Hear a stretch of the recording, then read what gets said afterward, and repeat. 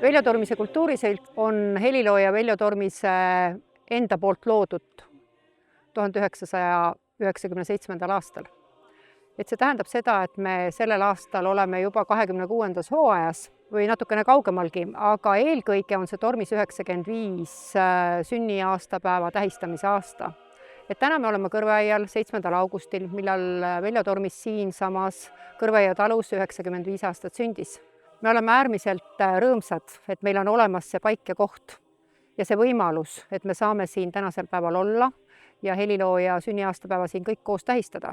Meil on Veljo Tormise kultuuriseltsiga aastast 2017 ellu kutsutud selline ürituste sari nagu Tormis Kõrveaial. Et me saame alati kokku Veljo sünnipäeval, kui on vähegi võimalik ja seda me oleme juba teinud ja sellel aastal on see 8. korda. Meil on olnud siin erinevaid suursündmusi. 2019 aasta jõudis ka laulupeo tuli Kõrveaiale, kus Suur Harjumaa Simman oli siin. Et siin on väga mõnusalt vaikne, siin on ümber naturaalne loodus ja siin on püüdnud omanikud säilitada seda autentset keskkonda, mis on oluline. Me oleme muidugi tänulikud sellele perekonnale, kellele see tänasel päeval kuulub, et see on eravalduses ja selle omanikud on Janne ja Andres Nurja ja nende lahkel loal me ikka Veljo sünnipäeva paiku siin oleme olnud ja oma üritusi saanud või sündmusi teha.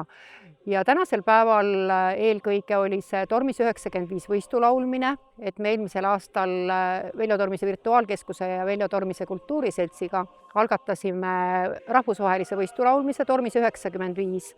Me jagasime, žürii oli meil rahvusvaheline ja auhinnad või ütleme niimoodi, see esikategooriad jagunesid 3 erinevaks kategooriaks, et meil oli rahvusvahelised esitajad, olid Eesti profkoorid ja Eesti amatöörkoorid.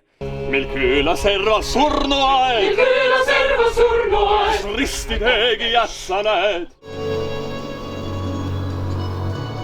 Et kokku andsime 12 preemiat täna siin ja muidugi, mis on äärmiselt oluline, et tänase päeva tähtkontserti andis Eesti Filharmoonia kammerkoor dirigendiga koos Tõnu Kaljuste. Laval kõlasid imeliselt Veljo Tormise Eesti naistelaulud ja meestelaulud. Veljo oli kaval mees, ta sai aru, et sellel tema kuulsuse laineharjal saab kohalikku kultuurielu elavdada ja selleks ta lõi ka Kuusalu rahvamajas omanimelise kultuuriseltsi.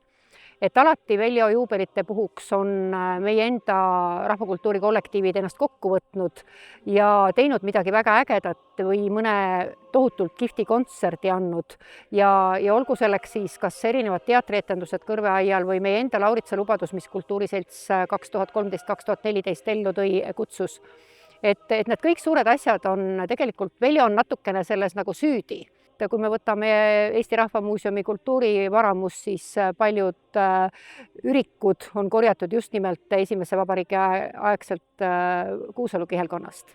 Ma arvan, et see allahinnatud loomingu periood on nagu läbi saanud, sest praegu on tunda, et Tormise looming on tõusutrendis.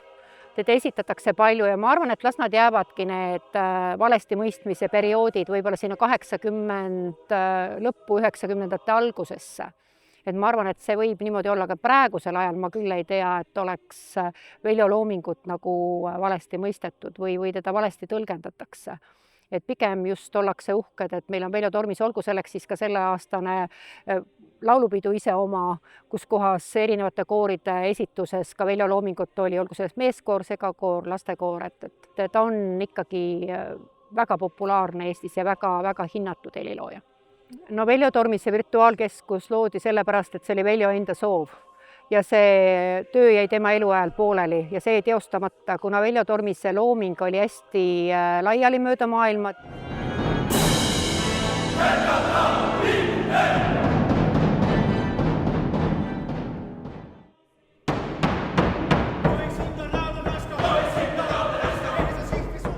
See oli ikkagi see, et oleks üks selline koht, kus kohas kõik saaksid infot tema loomingu kohta, kus kohast oleks kättesaadav, kus oleks esitused kättesaadavad, oleks kavalehed loetavad. Ja Veljo 90. juubeliks oligi meie eesmärk avada Veljo Tormise virtuaalkeskus, et see ei ole hoone, et see ongi pilve peal olev keskus tänapäevases mõistes, et veljotormis.com on selle aadress ja seal on nii tutvustavat teksti ja tänapäeval on väga oluline see, et meil on ka seal ülemaailmne sündmuste kalender, et me sinna kogume ja sinna saab üles laadida oma sündmusi üle maailma. Ja loomulikult ka, kui on tänapäeval vaja sul nooti, mis on ja sa soovid esitada, siis sellega on autoriõigused kaasnevad.